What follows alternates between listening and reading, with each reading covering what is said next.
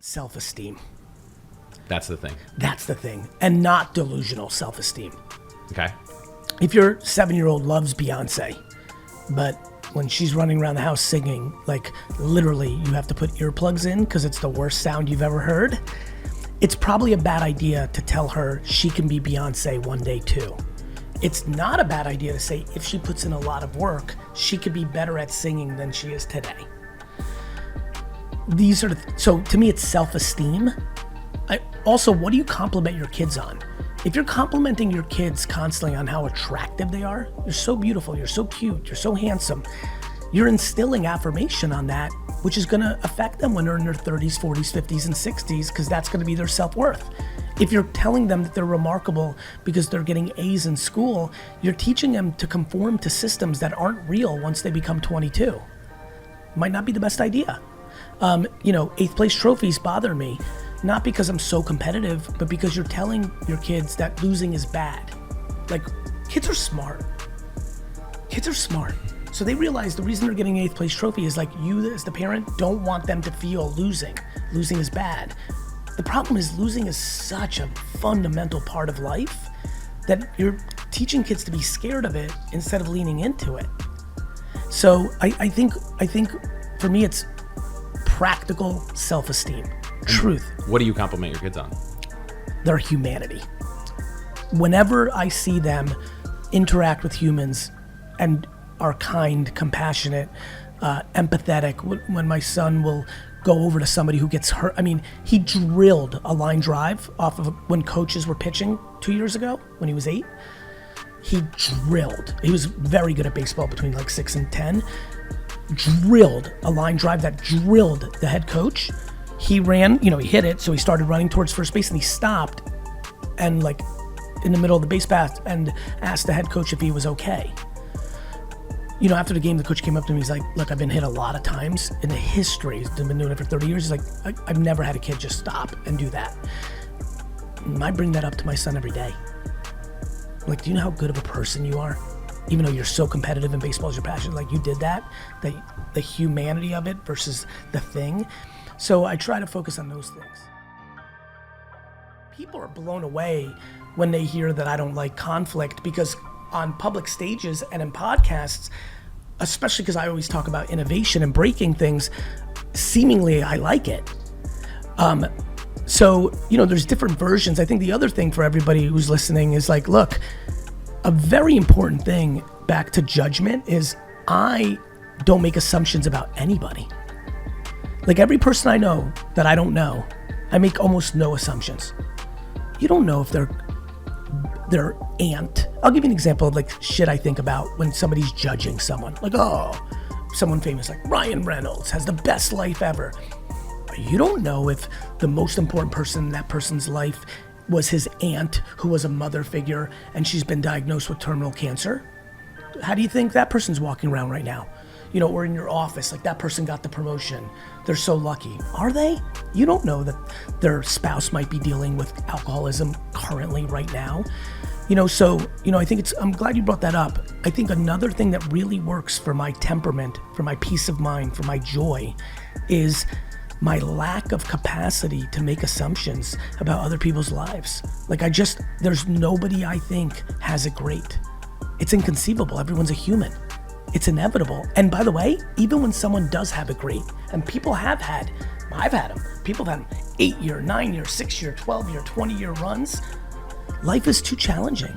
I know friends who I know intimately and know well enough to say the following: great 10, 7, 12 years and then boom, child sick. Great 10, 12 years and then boom, father was the rock of the family, gone, heart attack. So, this concept that somebody's got a great life is like just incredibly judgmental and lacks like the nuances I think are required. And I think we are at a hyperbole of this judgment world now. We are full headline reading. We are full cancel culture. We are full assumptions. We are full envy. And I don't think this is a social media thing. This is what's always happened. We're just hearing us talk it out.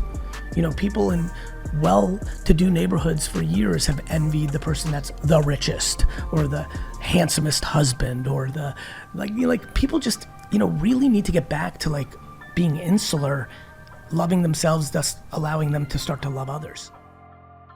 Building off of what you just said, I think it was a theme of everything. Like, books by covers is a real issue in our society right now. I think, for me, I think to your point, I think 90% of your audience will be like, oh, that was interesting. Didn't see that going that way. I think for 10% of your audience, when you just said that, they're like, what are you talking about, Chris? That is Gary. Why? Because they've allocated the time to go deeper. I think, we are really in it in our society right now, politically, socially, nationalism, geopolitically. There's a lot going on.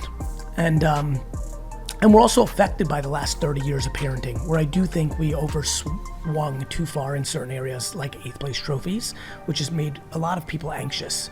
So what I would say as a final thought is, if you find yourself thinking that in this interview or any other of Chris's interviews, it's definitely what made me think about the world. Like, when I started going through my 20s and 30s and meeting people that I had different thoughts of, and then when I got to double click in, either in person or through content consumption, I'm like, right.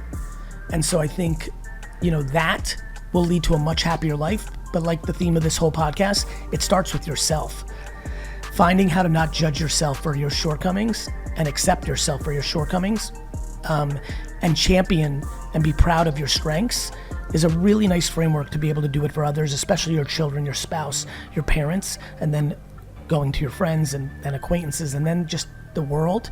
I think this world desperately needs more civility and warmth, and I think people are looking for others to provide it, and I think back to accountability, it starts with yourself, and so I think you're capable of it. I really do, whether that's therapy or listening to different things or starting a regimen of health or wellness or mindset that gets you to that place. And I think you should do that, because it's a lot more fun to live life happy. Because final thought, you were dead for a long time, aka not born, and you will be dead forever.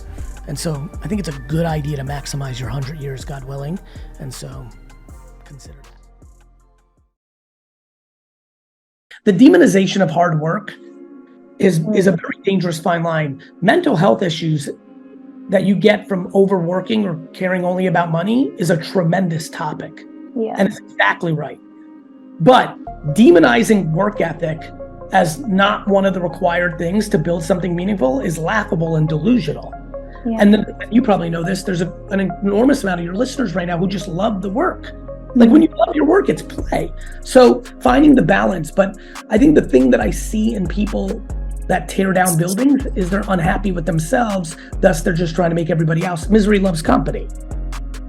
Or they just don't know, they know that they don't have the talent to just build on their own merit, and they know that they can bully or tear down or out-politicize people. Like, when I say out-politicize, I don't mean politics, I mean in business world. For example, some people will say, well, if you work with that other person, you're not gonna work with me, and they know that you're giving them more business, and that's because they're worried about this upstart gal in town doing a thing. Like, and so, like, I think that's horrible. I don't want to lose to my competitors, but I respect my competitors in my businesses if they're able to accomplish in our game, and I admire it and I cheer for it. And I also don't think that anyone is taking away from me. I don't think anyone's success is taking happiness out of my pocket, money out of my pocket, growth out of my pocket. The world is abundant. There's enough for everyone at scale. And I just think that way too many people are insecure out there, and it's manifesting in poor behavior, which is really unfortunate, because they might be tricking a lot of people, but they're not tricking the 2% that are most emotionally intelligent on earth. So when I see people that seemingly look like they're doing well and they're winning, I feel bad for them. Fake it till you make it mentality. Pass. Let me double click on that. There's a lot of value in it, but I think it's misunderstood. When you're faking it till you make it, there's a level of manipulation going on. Let me wear the suit. Let me make up there's a lot of lying that comes along with it. So I think fake it till you make it would be a little bit different. Have conviction that you're gonna make it and act as if. I like that. Very different than fake it till you make it, which comes with a lot of baggage of like sleazy behavior that actually can become very dangerous because you become used to it. And then when you make it, some of those things that got you there with the faking it actually become your scarlet letter and your vulnerability of losing it.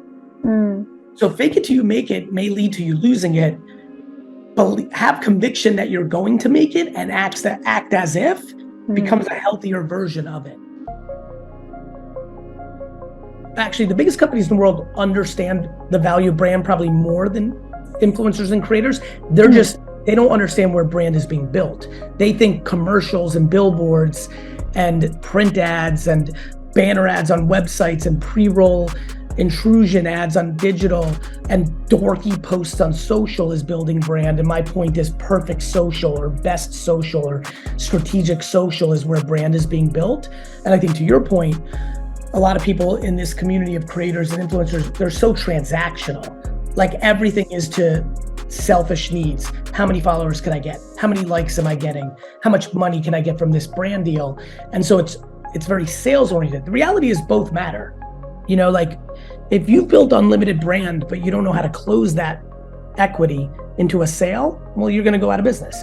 But if you're just a salesperson and you're not building brand, they're going to move on to the next creator, to the next person, to the next brand. And so, you know, they both matter a lot, but I think that sales is just people that aren't great at brand.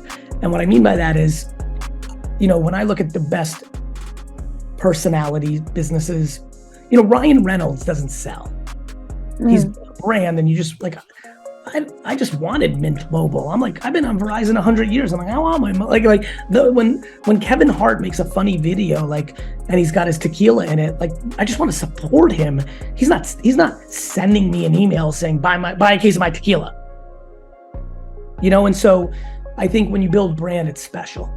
Recently shared an analogy, or I think it was either in your book or one of your podcast episodes, but it was an analogy of building a bigger building versus tearing other buildings down. Can you share that just for our listeners? Did you like this one? Yes. I'm obsessed with this one. This has been one that I've been with since I was a teenager. It's a very old adage, which is there's two ways to build the biggest building in town. One, build the biggest building in town. You are just that talented. You are just that capable. You've put in that work. Two, tear down everybody else's building, and then thus your building seems bigger, even though it might not be that big. I believe that we have now gone into the phase in our society of tearing everyone's building down. The amount of finger pointing, the amount of judgment, and so people have no capacity for respecting other people's opinions or thoughts or success. I am thrilled when other entrepreneurs are doing their thing. I just brought up two of them in this analogy. Two actors who I think are real. When I think about The Rock or Ryan Reynolds or Kevin Hart or Reese Witherspoon or Jessica Alba, these are people who have transitioned from fame to operating entrepreneurs, building humongous things. You know, to me, I have great joy in watching other people win.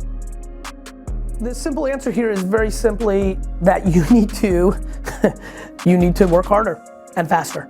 There's really nothing else. I mean, I'm exhausted every day, but I'm making enormous amounts of things happen in my 18 hours, right? Not only am I working 18 hours, but I'm working fast as hell in those 18 hours, and I'm prioritizing what's important and what's not. And so, you know, I guess the answer to your question is, we're all different. I mean, if you need to be A-type and rigor and organized, I would just schedule non-negotiable time for your personal brand if that's important to you from 6 to 7 p.m. because you have that whole day to like kind of check the box that you want to, and you just got that time. It's just allocated. Maybe that time is at 10 to midnight. But really, there's no magic answer here. The answer is more time and faster within that time. I think the faster part confuses a lot of people, right? I always talk about like stop watching Lost, sleep less, but there's another variable. Be much faster in the hours that you're actually in. Like, these guys can tell you there is not a second that's down. I love when people are like, oh, I work 10 hours a day. And then when I audit them, there was like 15 minutes here where they watched our YouTube video. Like, I mean, like just ludicrous, like every second, like we fight for minutes here. We fight for seconds here. I wish there was other cameras showing you how hard the bobbleheads are on the crew here. every minute. And so like my gut is, because when I thought I was the biggest workaholic that ever lived from 22 to 30 in running Wine Library, but I had enough time to bullshit about baseball with Brandon for 9 minutes, or talk to my dad about something for 15 that made no sense and didn't matter, or went to ESPN.com to just check Jet score. Like I had time. I'm dramatically faster at 39 than I was at 29, and I'm working more hours. That's how it's happening.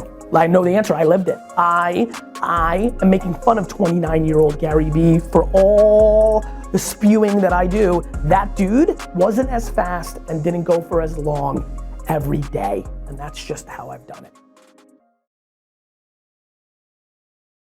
You have an audience following you for drawing, and now you're talking about legal shit. And by the way, the old man in the middle here went through it as well. I built my career for 5 years on talking about wine, and then just one day said, I'm gonna talk about business and marketing now, and everyone's like, what? So, couple things. You can fear the fact that there's a start over. You can fear that you're not gonna get as many listens and views. You can fear that you'll get comments that are like, you're a sellout, or I miss the old you.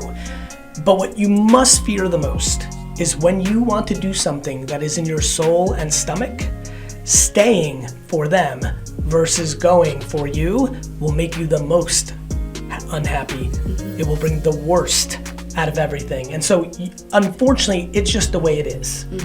As humans, if you stay for the wrong reasons, even when those seemingly are wonderful traits of being loyal or trying to do the right thing by somebody that did right by you, it is not sustainable. Yeah. So what you need to do is, everyone who goes through this journey needs to put their ego on the shelf. They need to lean into humility. They need to lean into the joys of the early days of starting at zero. And so like, yeah, I mean, and you know this, even the way you were talking about Instagram, you've already lived through things changing with platforms that have nothing to do with your content. There are ebbs and flows in times where you're getting more views than ever, then you're more viral than ever. Even think about sports and music. Like there's just sometimes you're on and like you're having a good season, and other times you're not. Music. You can go through 24 months where you're as big as anybody in the world, and then like you can go 3 years and people like forgot that they hear your song and they're like, yo, what happened to 3-6 Mafia, even though they're legends. Like it's just the way it is. It's just the way it is. So I think you need to lean into a Zen place of, I know why I'm doing this, and it came earlier. The way you talked about selling shit, you're there, Katie. I know. So like, yeah, it may hurt, it may not do as well. Your first post a couple years ago or a year ago, whenever, might do better than future ones because it was the first time you ever sold anything. You built up so much equity. Some people just bought that shit just to support you because they've been enjoying you so much. But then that balance of like what you give versus what you take, it changes. All of that's okay. All of it's appropriate. I think you just need to realize it's gonna be a slog. Or it might not be, because it's not like you're doing what Colin and I did. You're not going so far away. Totally. It's not like you're now selling tires. Right, exactly. I'm like, guess what, everybody? So I think what you're probably worried about is you inherently know already it's harder to get views than it was when you blew up, and now you're gonna tweak it, and that probably is gonna compound that. Don't live for the algorithm. Live for your happiness. Yeah. Do you understand? Yeah.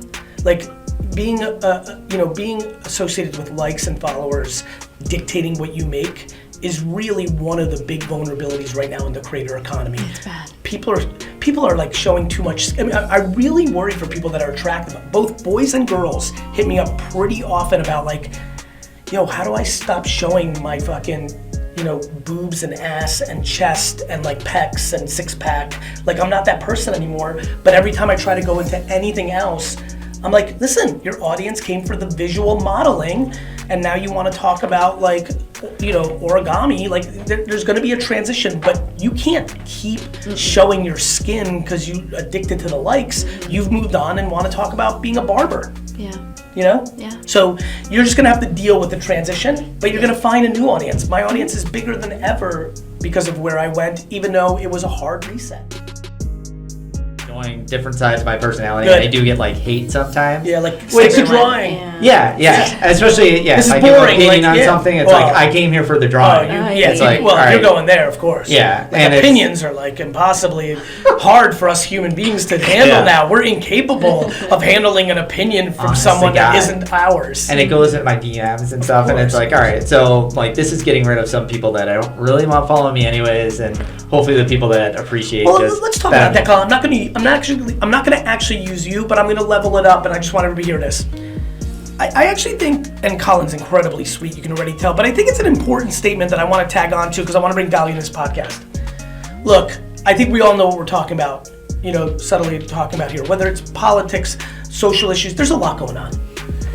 This concept of people being mad at you and no longer following you because they don't agree with something that you said, being people that you didn't want following you anyway, I think it's something we need to challenge. And I'm not picking. that's fine. It's just normal talk. I'm a lawyer. I like the debate, And so by the it's way, like I could and by the way, change I'm that. sure I've said it as well. So it's not even about that. It's just a fun combo that I'd like to bring up. Just quick little commercial break.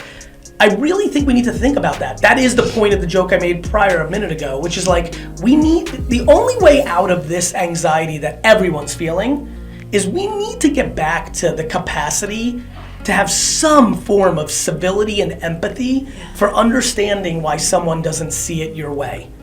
We have to. Like for me, some of my friends I'm aware whether they're to the left or the right, why they don't see something the same way as me, because their mom or grandmother both raised them and like we're really about XYZ. I'm not even gonna go into the specifics, but we need to get back to like having compassion for, and to your point, Colin, this is why I jumped in. I'm not mad at the nastiest stuff that gets sent to me. I'm trying to have compassion for. But to your point, man, it hurts. Like when you are getting really railed on, like, and sometimes scared. I mean, I think guys have it better than girls. Like, girls' DMs get really scary because guys on tilt to women are like anybody on tilt. Like women on women, men on men is always bad, but guys on tilt to women sometimes go into really uncomfortable places. Yeah, very dark. And so like, in general, we need to have, if someone has the capacity to go dark on you, they're not in a good place. And by the way, now I'm like, it's so funny, I just realized why I'm saying this. In the last 72 hours, and Sid is in the room right now, and Sid and I got a very interesting DM from Twitter about 6 months or a year ago from somebody apologizing for something that was really detrimental to me. So, and I don't want to go any further, but like a real heartfelt apology. And at the end was, I was just in a bad place and I was using you. In the last 72 hours, I got 2 more of those, not to the same level of the one that I'm referring to with Sid. One was solid, I remember it. One, very honestly, I don't really remember, so it was kind of minor. Both apologizing in DM for doing bad things and using me, and both ending with, explaining the justification, just in a very dark place in my life. I was in a bad place in my life. It is just so clear that the people that are sending the nastiest stuff are not in a great place, and it is on us. Anyone who's not. I'm in a super great place, so I'm doing who I'm doing. But a lot of us are just neutral. Wouldn't say we're remarkable, wouldn't say that we're fucking dark. Yeah. I think all of us in the middle have to look in the mirror and say, I need to choose bright. Because it feels like the middle decided to choose dark in the last 7 to 10 years. And so everyone in the middle, if you're just kind of like, okay, not loving life, but not like fucking hating it that you want to go around and fucking threaten people and shit on people, can you just choose 2024? Like, well, I'll give you a lot of time. I'll give you to January 1st. Can you rewind this 6 months in a row? And just like, can you choose in 2024 to just choose light instead of dark? I think that could really help. Anyway, I apologize I went on that tangent, but I just realized why. Because, man, it really hurts. Like, and it's, and what people think is like everything everyone says is like intended to hurt them. And it's not. Everyone's sharing everyone. We're all kind of equal in our opinions. Like, it's your opinion. And like, of course, there's a moral right or wrong, but people's moral right and wrongs are different too. Like, it's a wild world. We just need to be a little more optimistic and a little bit more empathetic. The days of the content we're all consuming being based on who we follow is changing. Yeah. So for years, I've been pushing do everything on your channel, and everyone would always get mad at me. Yet, the algorithms did the work for me. As we all know, it's now no longer social media acting like an email newsletter where everyone sees everything you post. It's the content is the variable of what people see. Yeah. So you'll be able to actually post both. Yeah, I'm like worried about the mixed I know you messaging. are, because will that fuck up the algorithm? It's Right. The content is the variable. If you put out 800 pieces of content as a barber about being a barber, and your next post is about you rock climbing, and talking about like the protein bar you ate, if that's a great rock climbing protein bar post, it has the potential to do better than any post you've ever had. The algorithm is not penalizing you per se for doing something different. Yes, in the first early seconds, if your audience doesn't engage as much, there may be some things, but it also may lead to the thing that you should be doing. Just like you serendipitously found from your music to, wait a minute, I'm actually something else. Like you're not gonna get as penalized as you think. If nothing else, do it for a year and see what it feels like. Yeah. More than ever, social media is about the individual piece of content versus staying to the things that you always needed to talk about. Right, it's very much I get stuck and like, oh, I've been posting this all the time. And then it's very much like, okay, well, this is for professionals. And then, oh, also, I know the professionals won't buy this, but here's another product for people that just want press-on nails. It's all under the same umbrella, which is great. I think you should do it both there. And I also think like once every 20 times you should do just one post about you talking about both parts of the world. Yeah. It's like a nice reference point. It might be a good pinned for you. Like a story, You might, some sort of- or a pinned post. Yeah. Now that we have that, like top left corner of your main accounts, as for people that are in social creative every day probably are following with what I'm saying, you may want to have one manifesto video. As a matter of fact, in general, that's probably a good strategy for Very most smart. people. The top left pinned post for everyone should probably be a long form video kind of giving everyone a what's up Introduction. here. Yeah, I think that actually we might be creating the movement of a standard practice right now, because it actually makes a lot of sense. It does. Everyone's top left pin post should actually be a recap video of what's up. Yeah. Welcome. Yeah, like here's what you'll see here, here's what you can expect from me, here's what I'm about. And this is me. I like that. I like it. Me too. My passion is understanding underpriced arbitrage and then being creative within it. I'm very into that. Most people don't think what they love can be a business. So what I'm about to ask you is like, in a world where you don't know where to go, what are the things that you're most into? And whether that's golf or football or tennis or cooking, most people don't think like their love of rap is a business when it can be. You could build an enormous $20 million media property that covers emerging hip hop artists. You could. Well, I think you stay on curiosity. If I'm you, I'm Googling literally the biggest football companies in the world, enter. And you start reading these lists and you're like, wait a minute, I do like apparel. Wait a minute, I do think it's interesting to do a pop-up and events. You can do an events business, you can do an apparel business, you can rep the athletes, you can like come up with 39 things. Well, why don't you do something where the world is now? Why don't you build an app based on AI that helps people create a training regimen for their 10-year-old on how to be better at football, where they enter in 7 questions and then behind the scenes, your AI answers that question for them ad hoc, and you charge them $39.99 to do it, and you run Facebook ads that acquires customers at $7 and you make $33 in profit because the AI does the work for you in 3 seconds. Keep pushing yourself at football. Just a different version of something else within it. For me, it costs nothing, because when you're truly in a place of not having expectation in return, it becomes net neutral. Yeah. To your point, when resentment or needs start to creep in, you get into a place where you may struggle with deploying kindness, and I'm empathetic to that. But I would argue that that is in control of you. If you wake up and you feel like, man, I'm giving, and these 4 I've been giving aren't returning, well, you're in control of stopping your giving.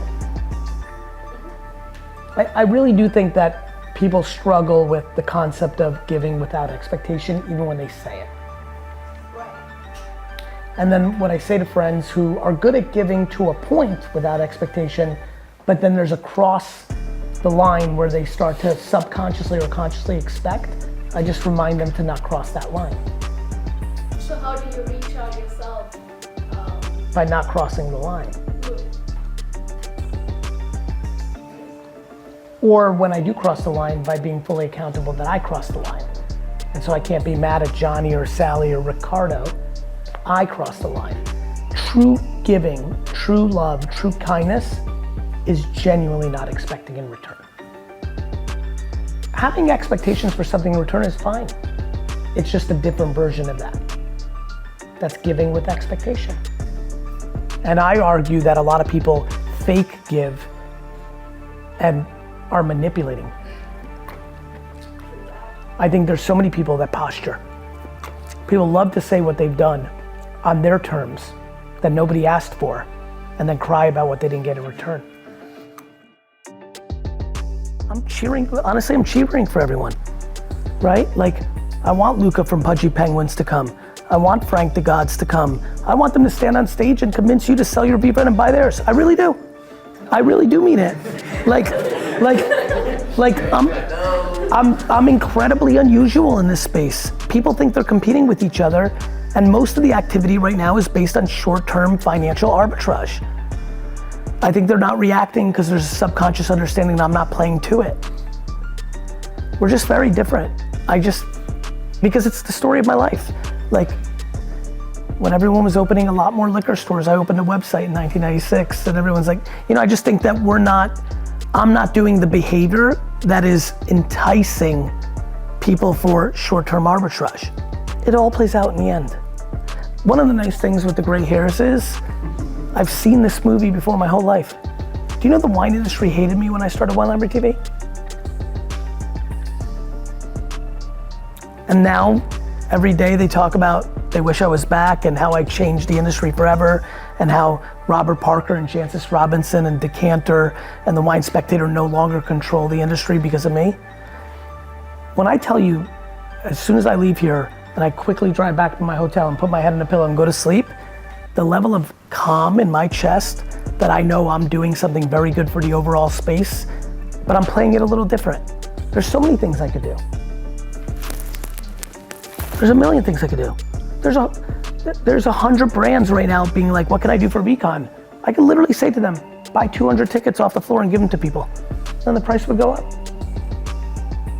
I'm just not affected by the short-term judgment. What more can we do? More, and more, and more, until everyone wakes up. But right now, the climate is not based on looking at those variables. It's momentum of conversation. It's also me not, I tend to like to be the bigger person and I don't try to fight.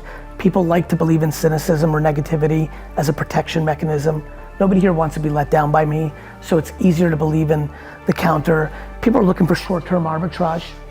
A lot of people are logically like, Gary's doing everything and it's not moving, so let me buy a meme coin that will go up 4x based on nothing. So there's just the majority of the community as a whole right now is strictly in for short-term financial arbitrage, which is amazing and fine, no judgment. It's also 0.0001% of the world. We haven't started yet, so I appreciate it. I think you're having I think you're right, but I don't know, I'm excited about it. One of the most interesting things that I've seen very few people talk about is with the emergence of AI and the scale of AI, the blockchain's about to get very important because provenance is gonna really matter as source of information. With deep fakes, blockchain's gonna become important. With creative that's made by AI, copyright and trademark. Disney's gonna put all their creative on the blockchain so that Midjourney doesn't get paid to extract from them. We are going into one of the most remarkable technology decades of all time, and the blockchain is gonna be the winner. I'm excited that I fully think we're gonna win. And when I say win, I'm win. 22 years from now, everyone's like, which were the projects that did well? I'm I struggle to see a scenario where we're not one of the 5 of them. And so, feeling good. The other day, somebody out of left field just bought a ton of Series 1s. I had a meeting in Singapore. One of the reasons I went to Asia was one of the biggest art collectors in the world asked for a meeting.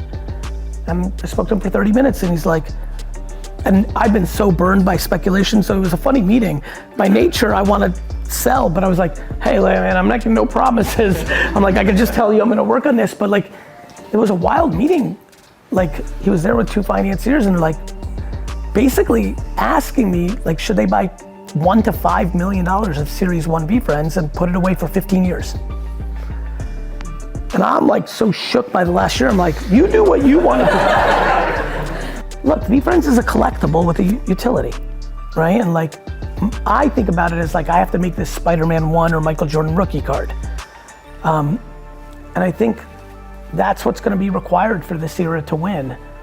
And I'm excited about the momentum lately, kind of quote unquote behind the scenes, and we'll see how it plays out. But to your point, the micro current Web3 Twitter Discord community, to your point, I'm not sure I can do anything for them right now, and that's okay, I respect that. I'm just gonna keep building blocks and we'll see where it all ends up. Your community's gonna go there without you or not. That's an outrageously audacious answer. Like, you know, your sentence at the end is your vulnerability. You think by you going there and making content, you're bringing your community. Your community is gonna go there regardless of you. They already have. You're only contemplating it now because they've started to. How long have you been following my content? And I've been listening. Right, but if you were acting on it, you would have been on TikTok 4 years ago. But because it was working for you on the other platforms, you'd preferred it didn't happen. The reason you're asking the question now is you're starting to sense that you're not converting on the other platforms at the same level because too much attention is going to TikTok. Your community's already going there, whether you post there or not. Makes sense, right? 100%. 100%. You've got to be there. Like, this is what people don't understand. You posting there doesn't move them. They're moving anyway. We don't own our community. I don't feel like I own anybody here. I feel like tomorrow I have to provide more good content. Otherwise, there's other options.